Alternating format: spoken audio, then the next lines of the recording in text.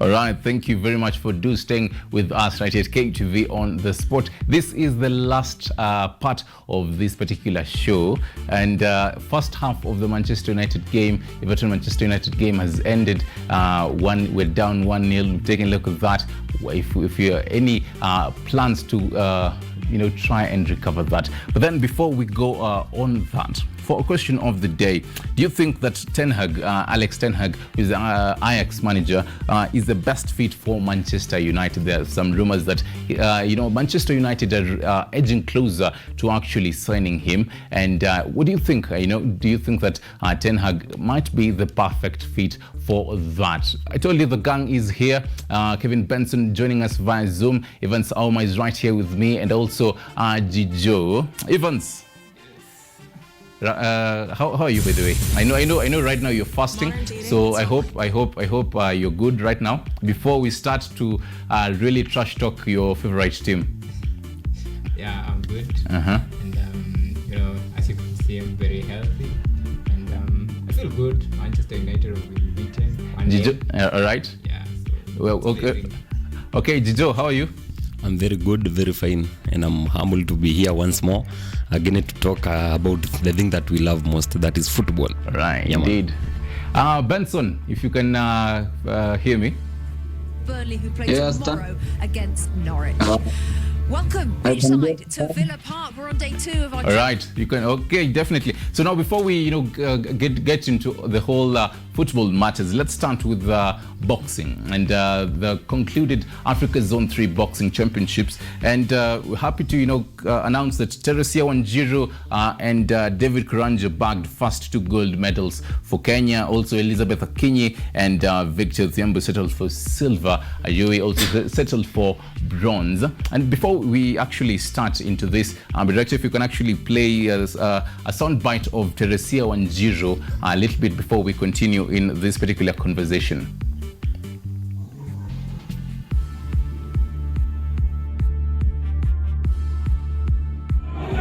Ile masoesi nilikuwa napata kule depot, nimekasana kabisa pia kwa masoesi ndio niweza kufika hapa mahali nimefika. Game imekuwa poa, sikuwa na ile uchovu, mwili ulikuwa relax kabisa. So nashukuru God pia na pia makochi na pia nyinyi wananchi kwa ile morali mmekuwa mkitupatia, kutushikilia pia kwa maombi. So nashukuru God, nasema ni asante. Na hii ndio kurudi yangu ya kwanza tangu nianze boxing. So nasikia poa sana pia kwa roho.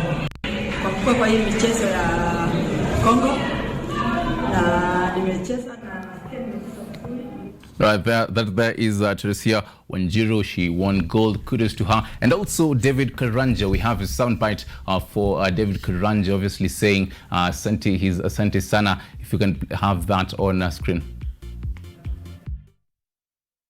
Kunipa nguvu na uwezo ya kunifikisha hapa. Nimeshinda gold despite nilikuwa na injury, nijani affect, nijaniletea ngori.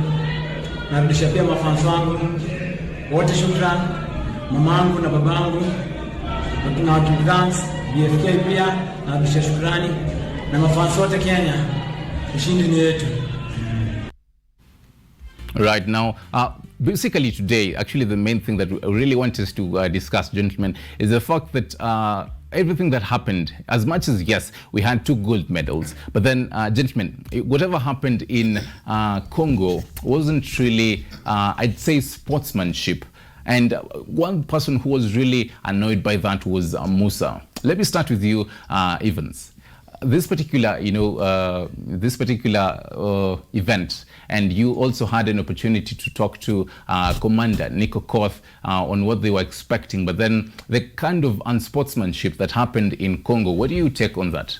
To every sports, we have ups and downs, and the right thing right now is just shake our dust and move on. But I would like to talk about the performance of the team. It's a first of all, I'd like to congratulate David Karanja, Teresia Wanjiru, Eli Joey, and even Elizabeth for, that exemplary performance.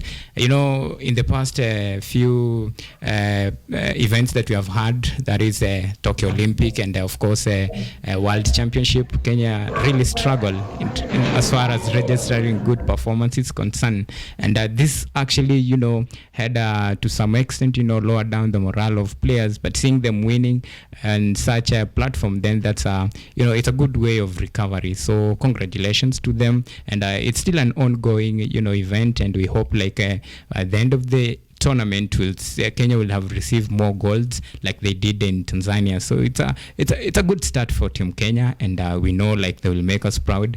Even when I talked to Nick, he was confident that at the end of the day the trophies will be ours and will dominate, of course, because that's what we usually do. Actually, we are the regional hub, and it's nothing. Indeed. I understand. Before even I let you go, Nick Okoth said that he's going to hang his boots, by the way. Yeah. And right now he's focusing on the Commonwealth Games. Then after that, he's going to hang his boots and focus solely on matters. I don't know. What did he tell you, by the way, after side piece? After he called it a day, he will venture into coaching, at least nurturing young talent to see them they progress and realize their dreams.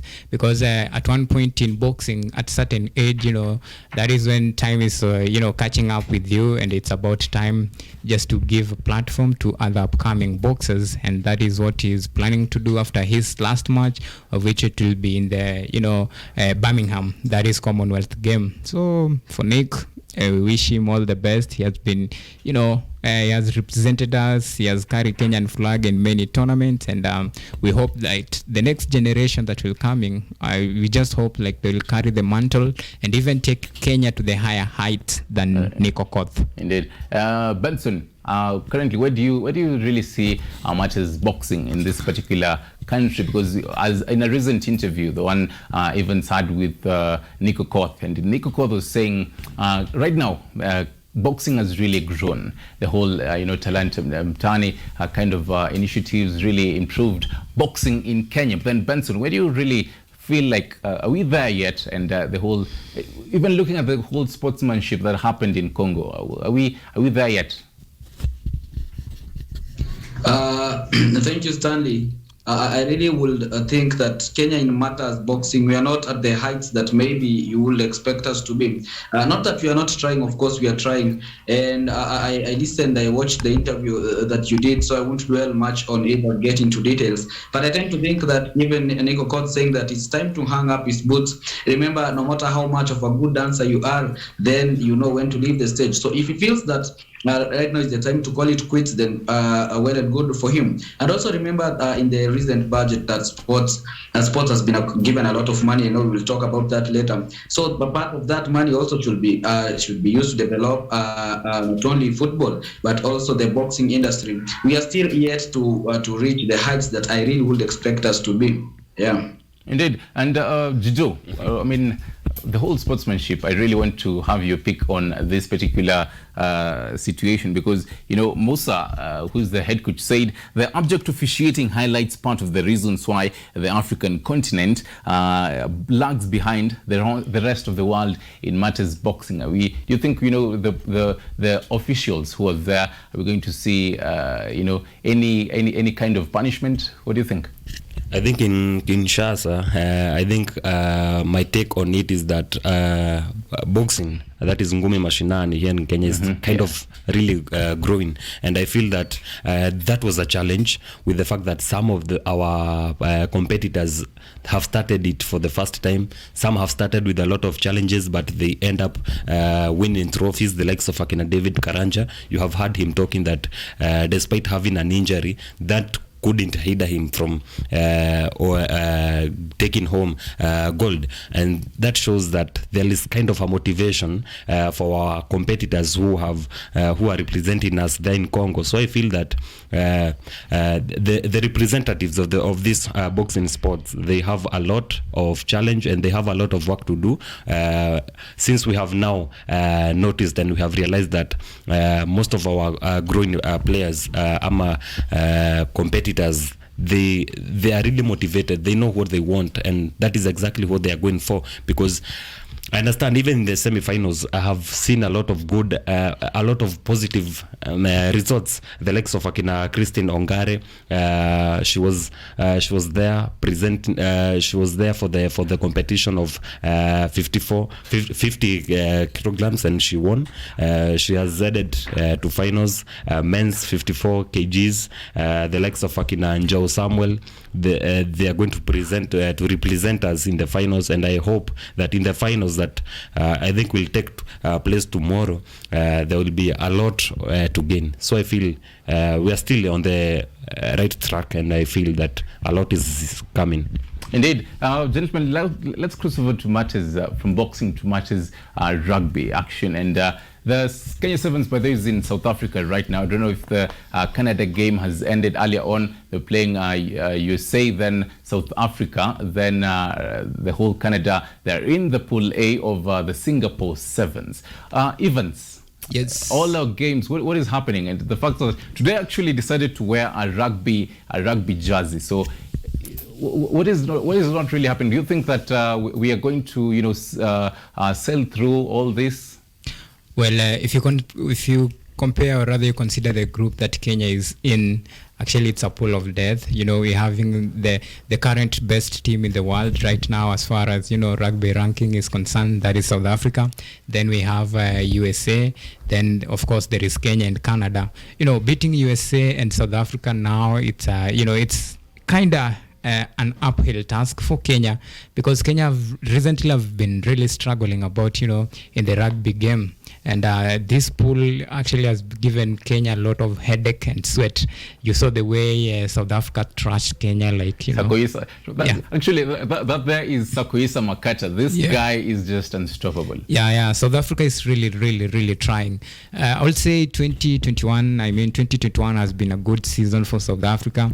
They have 80 points, and they are top of the world, and they have won all of the World Rugby Series. So to come up against such a team, it's not an easy task, and a team like Kenya will bear. But even before they travel to before they arrange the travel to Singapore, they had talked about their expectation and what they wanted to achieve considering their ranking. Right now they are ranked 8th in the world, and they wanted to improve on that ranking, and one of the things was to beat South Africa.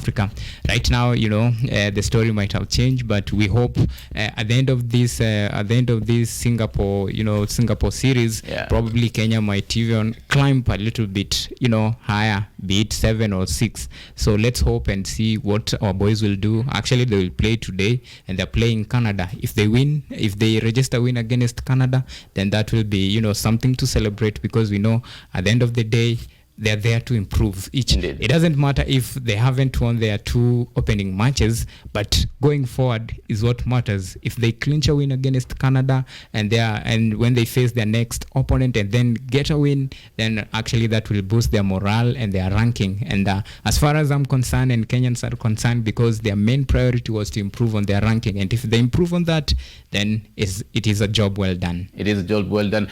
Benson. After this particular Singapore Sevens, the team, part of the team is going to play the Vancouver Sevens. What is your take on that? Briefly, what do you think? Do you think we're going to still register similar results? After this series, I really think in the next event, Kenya should try and build up on the positives, because I've watched the 2 games that we lost. But talk of the Canada game, I think Kenya won. Yeah, I think Kenya has won that game. So I really think we should take the positives and try to build on that as we move on forward, because that's the only thing we can do. If you take the loss as a negative, then build on the positives, then going into the future will be good. Right, now from matters rugby, let's cross over to something that just really hoping that I don't mention, but I will definitely mention. Last weekend, Police were playing against were playing against FC Leopards, and you were really thrashed. Jijo, do you have something to say about that? Just briefly. I think when we talk of football, we have been kind of talking of experienced players, experienced coaches, experienced staff, but we have forgotten one thing, that football mainly is usually created by fans, and that is exactly what I came to learn from the last game that we played against AFC Leopards. Actually, before you even continue, Director, if you can really have a snippet of that particular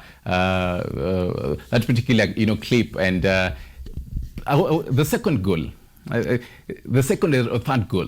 That was the one that was Caesars. Yes.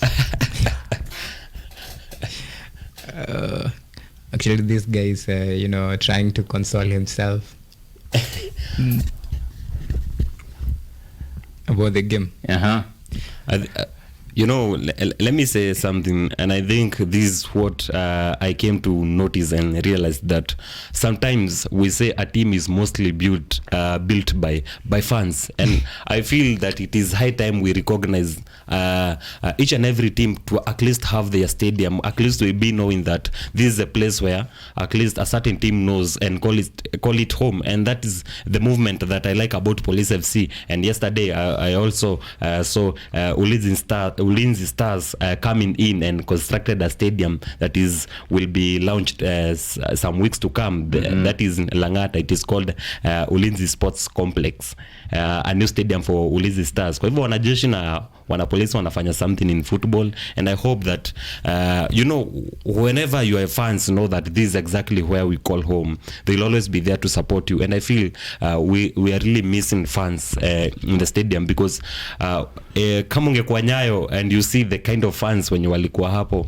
wa AFC, they were 3/4 of the stadiums walikuwa mafans wa AFC, au wengine quarter walikuwa wa Police FC, so that the motivation ya mafans ndo iliwaweka juu sana. So I feel that I think your game walibebwa sana na mafans despite having a lot of experienced players. So basically, Police FC doesn't have fans.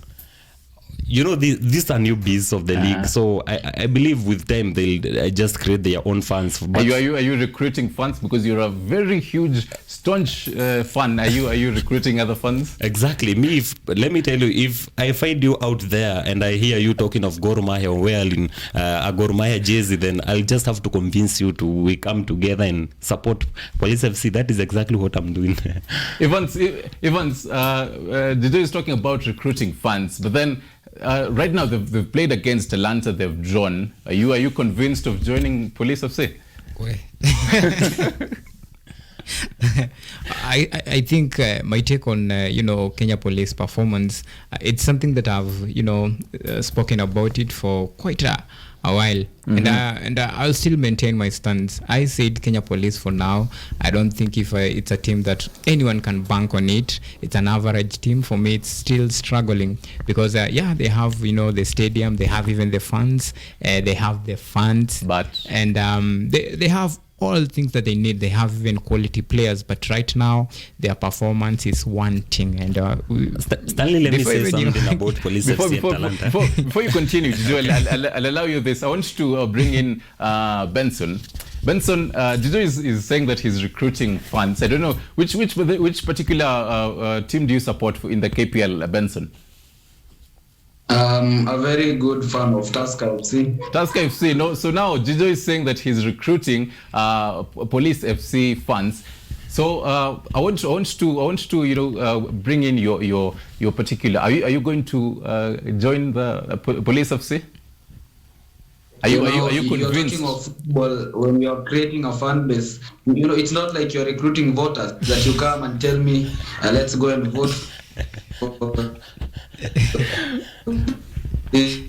All right, it really seems that you're having some technical issues on that. But then, Before we get to the whole matters police, I want us to play the last game of Kakamega Homeboys, their 4-0 win, and those particular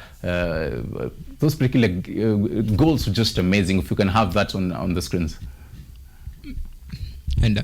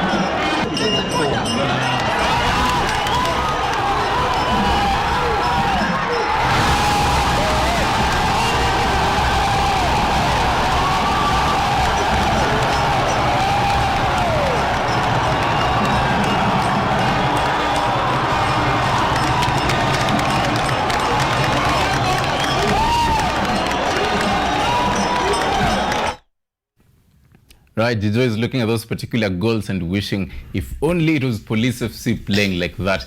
Benson, I hope right now we are good with you. Tomorrow, Kakamega Homeboys will be playing against, is it Sofapaka? Yes, Sofapaka, yes. So what do you think? I mean, Kakamega Homeboys right now 10 points clear and number 1 on the log. These boys are just unbeatable. I feel like right now Kakamega Homeboys will really take this particular that particular cup. But then your team is number 2. Do you think that these boys are still unbeatable? I think I'm looking at Kakamega Homeboys. I'm looking at their squad. Are you talking of David Okoth? Are you talking of this Mike Sabakwa? Talk of Brian. These are people who are playing top-notch football. The team is clicking. We can see the chemistry. Look at the type of goals they are scoring, and that's why we are comparing the goals to teams like Talanta. Look at how these teams are playing. The team is playing. I think really right now it's very difficult for them to be stopped. Tusker are just there a second, I think, with a 10 points difference. I think. I don't think Homeboys will lose any game. Maybe they might draw, maybe or lose one, but I still think they will win the league. So talking of the game against is it Sofapaka? I really think it will be a walk in the park. They will just go into that game knowing it counts like every other game, and then they will easily win that game. Right, Benson, today you have a game against Gor Mahia, Tusker Gor Mahia. Do you think that you'd probably bring in enough brew to make Gor Mahia not win that particular game?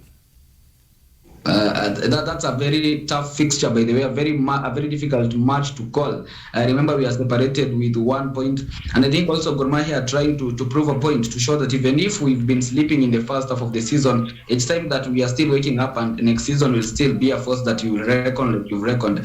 I think Tusker should go into that game knowing that they are second, or maybe they've got something to lose, but they should not want to lose those 3 points. Maybe fight and I know Gor Mahia is a very tough opponent to beat. But I really think this game will end in a draw. I don't see us winning, but I see a draw.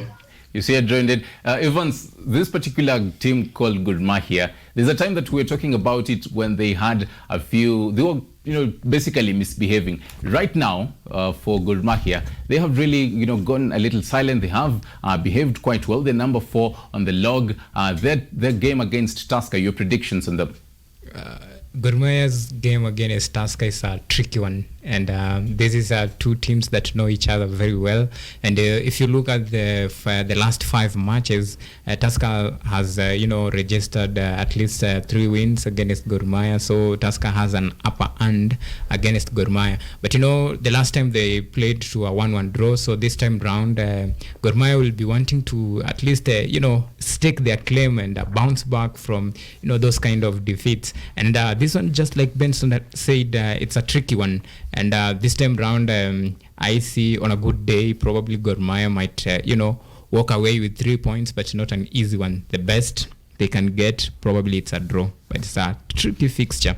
And there is another issue, like talking about Kakamega Homeboys, and right now it's clear the boys have flied away with the league, and any team that feels they're strong enough, they can catch them. But I don't see any team right now catching Kakamega Homeboys the way they are playing. And most of players came from academy, so it's something that it's bring the aspect of, if you invest in academies, at the end of the day you might get some rewards, and that is a true testimony owing to the performance of Kakamega Homeboys. So that is one achievement that we can say academy has brought. Indeed, and Jojo right here feels like stadiums are more, or basically of it. Bukungu Stadium, is Bukungu Stadium as good as your stadium for police?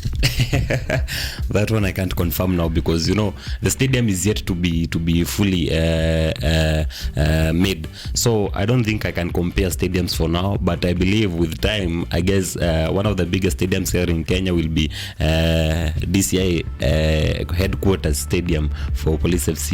Right, now Jijo, for tomorrow's game, Wazito versus FC Leopards. FC Leopards are playing away, but then I'm pretty sure the fans will be right there with their whole vuvuzelas, blowing out them out there. But then interesting what Patrick Osens, their coach, was saying. FC needs a professional vision for the next 3 years. As much as FC Leopards is coming up, but then Patrick Osens really feels like this might not be our season, but then in the next 3 years will win this. Jijo, do you think that maybe FC Leopards is really on the right track? Exactly. I can say, and I feel that the loyalty that the fans are having for the club, I think it is very much wanted for this club, and I think that is what they have been craving for the last few months. And I feel that according to what Patrick Osim said last week, I feel that this is exactly what they need, the kind of motivation they're having from their fans. And I believe for tomorrow's game, I feel sorry for Zito, especially tomorrow being on a Sunday, and most of the people usually don't go to work on Sunday, so they'll be just they'll be full to capacity in the stadium. So I feel that tomorrow is just a walkover for AFC Leopards. Indeed, my director is telling me that time is really not on our side. We should really now cross over the borders, and I'd love us to start with the highlight of today. And the highlight that I decided, the fact that the three of us are Manchester United fans, apart from Evans Sauma. So Evans, sorry for today, but then Chelsea. What happened, by the way? I'll give you this, Evans. What really happened with Chelsea? Is it Russia? Chelsea are battling many wars. We have Russia versus Ukraine war. We have Stanley versus Jojo war, and such kind of war. It's not good for any team. Anyway, but back to serious business. And on last weekend's game, Chelsea versus Brentford, I will blame largely on goalkeeper, and of course even Real Madrid versus Chelsea, still I will blame the goalkeeper. I think Mendy, for me, it's like he has won it all, and right now he's not in that mood to give his best to the team. If you look at let's talk about the last goal that Karim Benzema scored. It was simple and blunder mistake that caused that goal. Right now Chelsea will be chasing 2 goals deficit, and for a team that has quality players like Karim Benzema and a manager that is so experienced in Champions League, then it's going to be a tough one. But hey, they say in football, football has its own dramas. You won't be surprised. Nobody knew Brentford will beat Chelsea, and so it's football. It's football. Benson, Evans is saying those particular goals by Benzema were just simple, that the goalkeeper might have caught. Benson, this is the particular time that we as the commercial club can trash talk Chelsea. What do you think?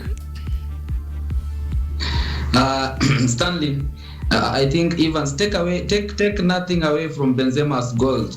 This is a striker who has vision, a striker who identifies moments where you make a mistake. And if you are trying to say that it was an easy goal, then I will ask you, why did Lukaku fail to score the chance that he got? And Lukaku is a player who was taught a lesson by Benzema. I think Benzema, he taught Lukaku a lesson. This is how you score goals. This is how a striker plays. Lukaku was brought to save the team. And if you are brought as a striker, maybe was it 97.5 or something, a large amount of money. The moments that count, the moments that really should matter, those are moments you should take.